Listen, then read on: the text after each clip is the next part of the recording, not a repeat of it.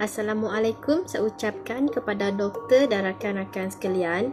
Baiklah, hari ini kumpulan kami akan membentangkan soalan tutorial nombor 3 iaitu Kesultanan Melayu Melaka dikenali kerana mempunyai pemerintah-pemerintah yang berwibawa dan sistem pentadbiran yang tersusun. Bincangkan pernyataan ini.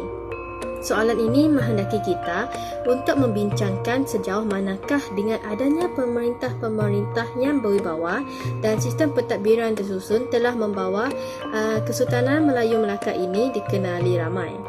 Soalan pembentangan ini akan dibentangkan oleh kumpulan kami iaitu saya Hasnah binti Jerai dan rakan pembentang yang lain Suhana dan Musliana. Untuk bahagian pengenalan, Kesultanan Melayu Melaka berjaya memerintah selama lebih kurang 111 tahun. Keunggulan Kerajaan Melayu Melaka hanya bermula dari sebuah perkampungan kecil di muara Sungai Melaka. Kemudian, ia telah berkembang menjadi sebuah kuasa tempatan di pinggiran timur Selat Melaka. Lalu, akhirnya menyinar sebagai sebuah empayar dan pengusaha unggul serantau. Kesultanan Melayu Melaka telah mewarisi kegemilangan zaman Sriwijaya yang telah berjaya mewujudkan satu bentuk pemerintahan beraja serta gaya hidup yang turut menjadi contoh kepada kerajaan-kerajaan Melayu kemudiannya. Politik, perdagangan dan agama adalah merupakan tiga faktor utama yang biasanya merubah sejarah dunia telah ditangani dengan jayanya oleh Melaka ini. Sehingga Melaka berjaya muncul sebagai sebuah empayar Melayu yang unggul di Kepulauan Melayu. Justru itu, Melaka dianggap sebagai pencetus, perangsang dan sumber inspirasi kepada kerajaan Melayu yang lain. Dalam Kesultanan Melayu Melaka ini juga, konsep dan kedudukan raja adalah sangat dipentingkan di samping dibantu oleh sistem pentadbiran yang tersusun. Untuk bahagian isi, kita akan mulakan dengan pemerintah yang berwibawa. Pada zaman Kesultanan Melayu Melaka ini, pemerintah yang paling atas ataupun yang paling utama adalah raja. Raja Melaka merupakan orang yang paling penting dalam Kesultanan Melayu Melaka ini, di mana Raja Melaka telah disifatkan sebagai orang yang paling mulia dan mempunyai pelbagai kelebihan, yang mana kelebihan ini tidak dapat diperoleh oleh masyarakat biasa.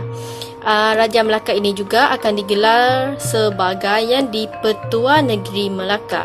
Tetapi setelah masuk Islam, gelaran itu ditukar kepada gelaran Sultan ataupun Shah.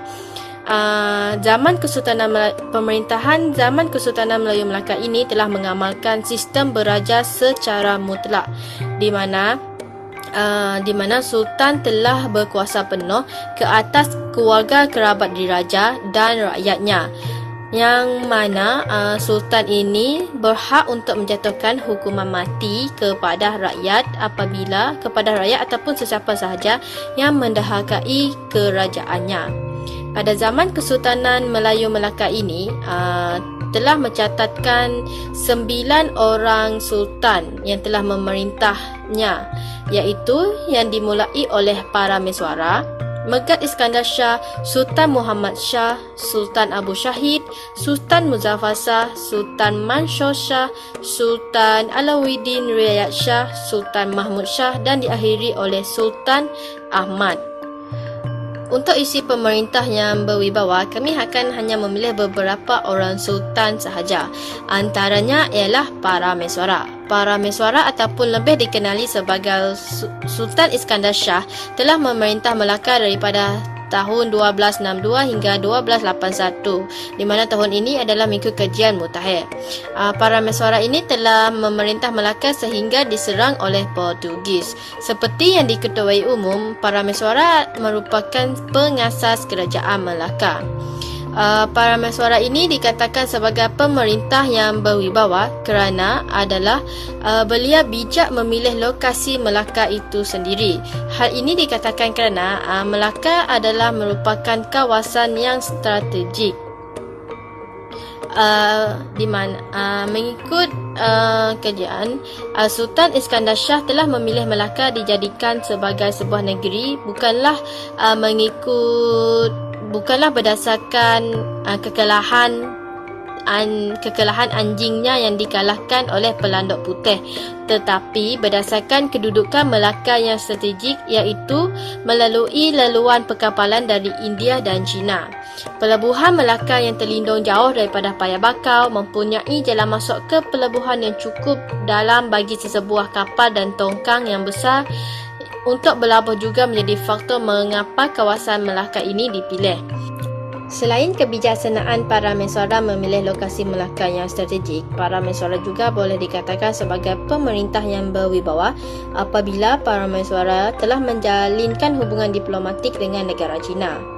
Sejak abad ke-14, kerajaan seperti Siam, Majapahit, Atuya adalah sering mengancam kedudukan Melaka, iaitu dari setiap penjuru utara dan selatan. Seiring dengan pengukuhan Melaka juga adalah seiring dengan dinasti zaman Ming di China, iaitu semasa pemerintahan Maharaja Yongle pada tahun 1402 hingga 1424. Di mana dinasti Ming ini adalah sama dalam tempoh pengukuhan Melaka. Pada tahun 1403 juga, duta Cina iaitu Yingzi telah dihantar ke Melaka untuk memberi jaminan bahawa akan melindungi Melaka ini daripada ancaman Siam. Para mensuara demi untuk mengukuhkan keselamatan supaya Melaka terus kukuh dan kuat, Sultan Iskandar Shah ataupun para mensuara ini telah menghantar utusan ke China pada tahun 1405 untuk mendapatkan perlindungan daripada ancaman Siam. Utusan ini dihantar selepas lawatan Yinqing pada tahun 1403. Peluang ini diambil oleh Sultan Iskandar Shah apabila Maharaja Ming mahu memulihkan kembali kuasanya ke atas negara-negara di Asia Tenggara. Pada tahun 1409 pula, Laksamana Cheng Ho telah menghadiahkan sebuah topi dan jubah rasmi serta mengisytiharkan baginda sebagai raja.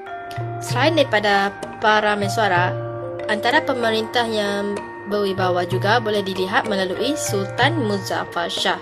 Sultan Muzaffar Shah ini juga ataupun dikenali sebagai Raja Qasim telah memerintah Melaka dari tahun 1340 hingga 1378. Sultan Muzaffar Shah ini juga merupakan putera tua Sultan Muhammad Shah yang telah diusir dari istana.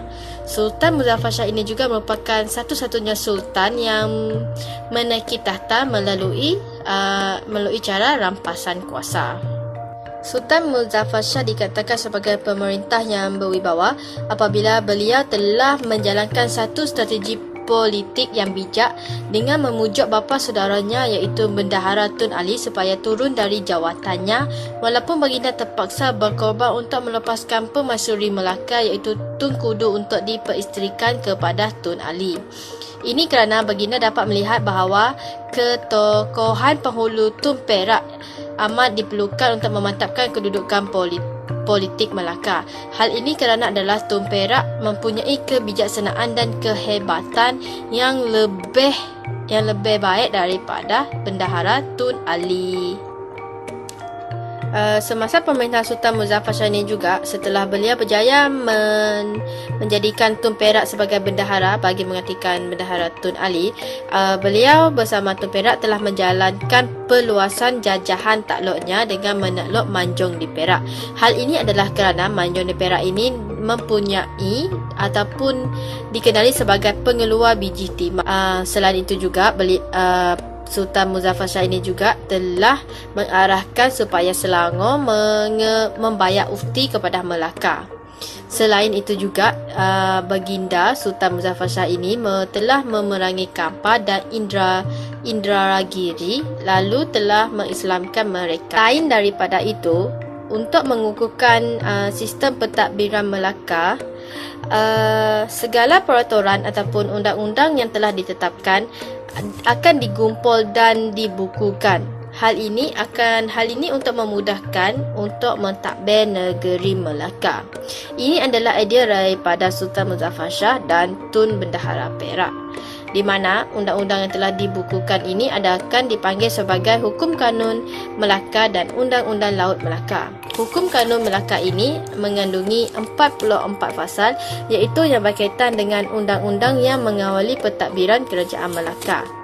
Yang mana pula Undang-Undang Laut Melaka adalah berkaitan dengan adat pelayaran Melaka, iaitu mengandungi tata cara jual beli di atas kapal, peraturan pelayaran, bidang kuasa nakhoda dan tanggungjawab pelbagai pegawai-pegawai kapal seperti pegawai kiwi, maula kiwi, malim, tukang gantong dan sebagainya.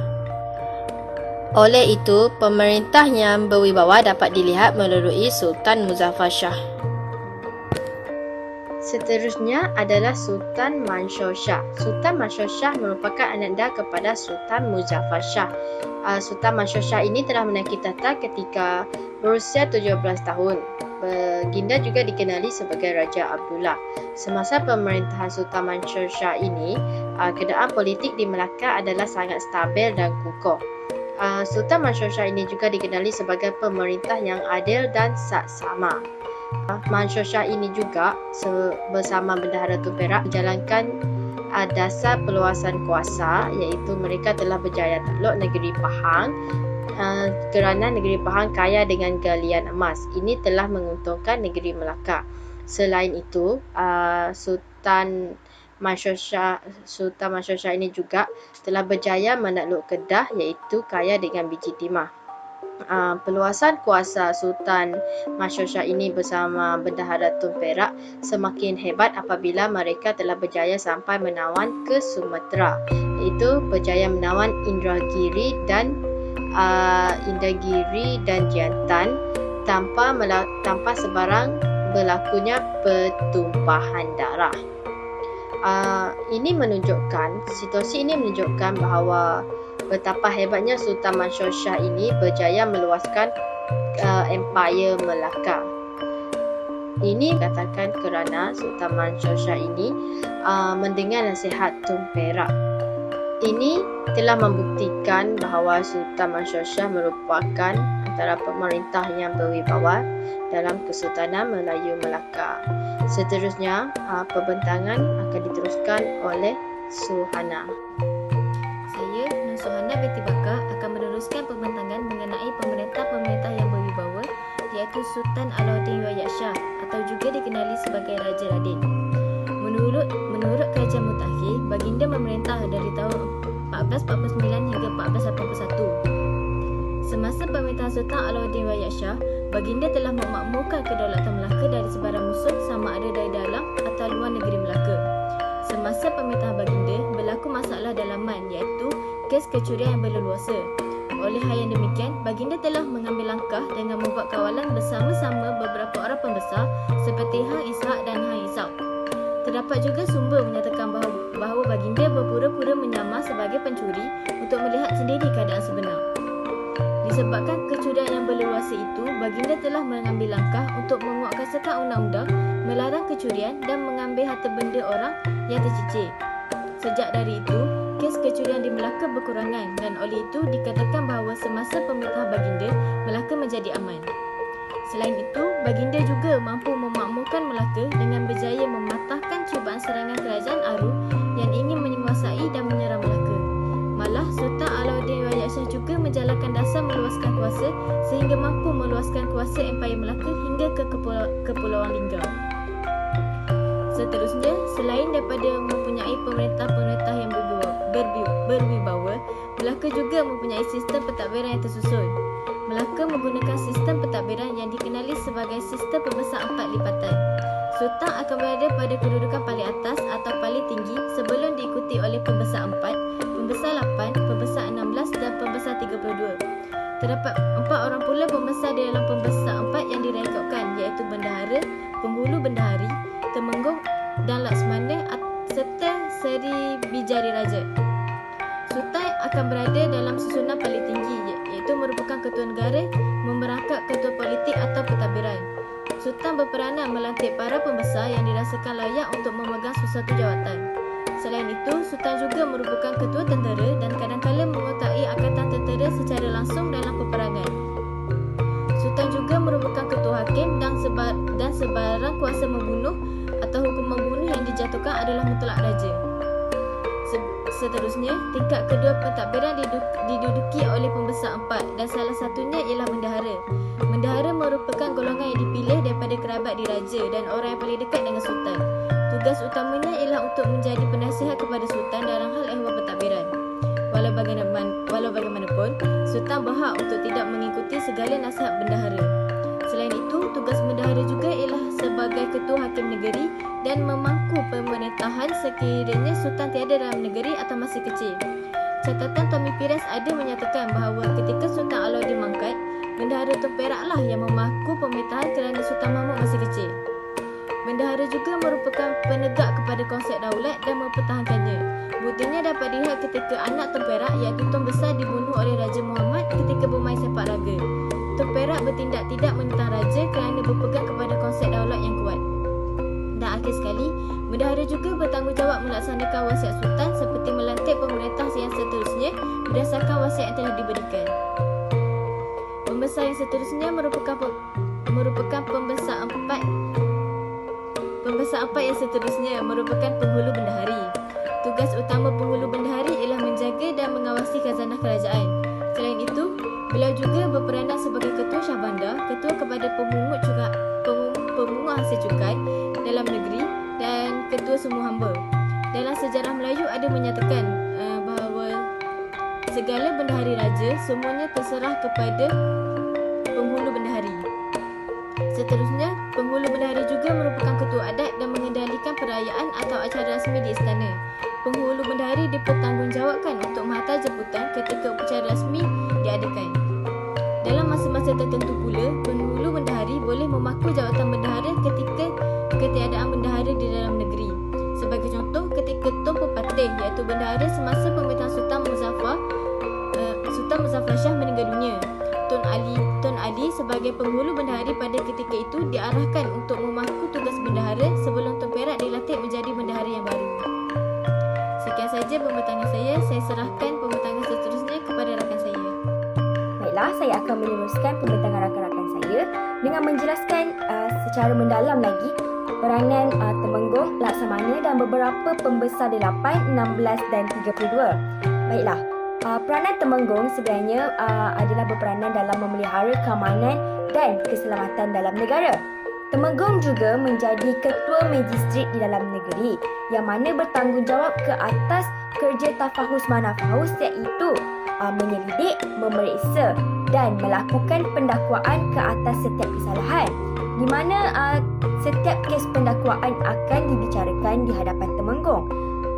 Dan sekiranya kes pendakwaan ini tidak dapat diselesaikan, barulah ia dibawa rujuk kepada bendahara. Temenggung juga berperanan dalam mengawal serta mengatur undang-undang dalam urusan hal ehwal awam serta ketenteraan. Dan Temenggung juga mempunyai kuasa dalam menangkap orang yang bersalah dan menjatuhkan hukuman ke atas pesalah tersebut. Antara Temenggung yang terkenal ketika era pentadbiran di Melaka ialah Tun Mutahhir. Okey, baiklah, saya akan meneruskan perbincangan mengenai peranan Laksamana di mana menurut Muhammad Yusof Hashim, jawatan Laksamana ini mula diperkenalkan secara formal selari dengan kemunculan Hang Tuah sebagai pahlawan di Melaka iaitu ketika zaman Kesultanan Sultan Mansur Shah. Dan sebelum ini, institusi Laksamana ini digelar sebagai Hulu Balang iaitu ketika kerajaan Temasek ataupun digelar sebagai Seri Bijadiraja iaitu ketika awal penubuhan kerajaan Melayu Melaka sehingga zaman Sultan Muzaffar Shah. Laksamana ini merupakan raja di laut dan merupakan ketua Angkatan Tentera Laut. Laksamana berperanan dalam mengawal dan menjaga keamanan menerusi laut. Laksamana juga mengetuai armada laut di dalam sesuatu peperangan dan merupakan benteng pertahanan negara jika berlaku sesuatu serangan. Laksamana juga turut berperanan dalam menjaga keselamatan dan memungut cukai bagi kapal-kapal di Pelabuhan Melaka. Laksamana merupakan antara orang yang paling hampir dan rapat dengan orang-orang laut kerana orang laut juga turut memainkan peranan mereka Melaka dalam membantu Laksamana menjaga ataupun mengawal keselamatan di Pelabuhan Melaka. Antara Laksamana yang terkenal sekitar pentadbiran pada zaman Melaka ialah Hang Tuah. Seterusnya saya akan membincangkan mengenai peranan Shah Bandar yang merupakan antara pembesar D8 dalam pembesar-pembesar di Melaka. Okey, Shah Bandar ini merupakan raja di laut yang sangat bertanggungjawab memungut cukai dari segala perahu dan kapal yang datang berniaga di Melaka. Okey, untuk pengetahuan semua, Shah Bandar ini tugasnya hanya di pelabuhan sahaja. Dan Shah Bandar juga diberi mandat dalam memeriksa perahu dan segala aktiviti yang dilakukan oleh pedagang. Dan Shah Bandar mempunyai kuasa untuk menangkap dan membicarakan serta menghukum golongan pedagang yang melakukan kesalahan. Dan mereka juga menguruskan hal ehwal perniagaan, mengawal selia kemasukan pedagang asing, memungut duit kastam dan menguruskan hal ehwal pentadbiran pelabuhan. Shah Bandar juga turut mengawasi dan menjaga keselamatan pasar dan gudang simpanan barang dagangan dan mengawal sistem sukatan perniagaan daripada berlakunya spekulasi di dalam pasaran. Sebagai kesimpulannya, Kesultanan Melayu Melaka menjadi sebuah empayar yang sangat dikenali ketika abad ke-15 kerana mempunyai pemerintah serta sistem pentadbiran yang sangat cekap. Sultan bertindak sebagai ketua dalam hierarki sistem sosial masyarakat yang mana bertanggungjawab mengukuhkan kedudukan Melaka yang dibantu oleh pembesar empat yang utama iaitu Bendahara, Penghulu Bendahari, Temenggung dan Laksamana. Di peringkat pusat pula, pembesar empat ini turut dibantu oleh Pembesar 8, Pembesar 16 dan Pembesar 32. Antara Pembesar 8 yang terkenal ialah seperti Shah Bandar, Mantri, Sida-Sida dan orang kaya. Di peringkat jajahan pula, pembesar ini dibantu oleh Pembesar 16 yang bertanggungjawab terhadap kawasan perdagangan mereka dan perlu menjaga keamanan dan melaksanakan peraturan undang-undang yang menjamin keselamatan Melaka. Wilayah takluk pula diberi kebebasan kepada raja di setiap negeri masing-masing untuk memerintah kerajaan dan mereka tidak perlu membayar upeti tahunan kepada Melaka dan hanya perlu menghantar pasukan ketenteraan sekiranya Melaka memerlukan dan juga perlu membawa barang dagangan ke pelabuhan Melaka. Dan berdasarkan pemerintah serta sistem pentadbiran yang sangat cekap yang diamalkan dalam Kesultanan Melayu Melaka ini mampu menjamin keamanan dan kemakmuran Melaka pada abad ke-15. Sekian sahaja daripada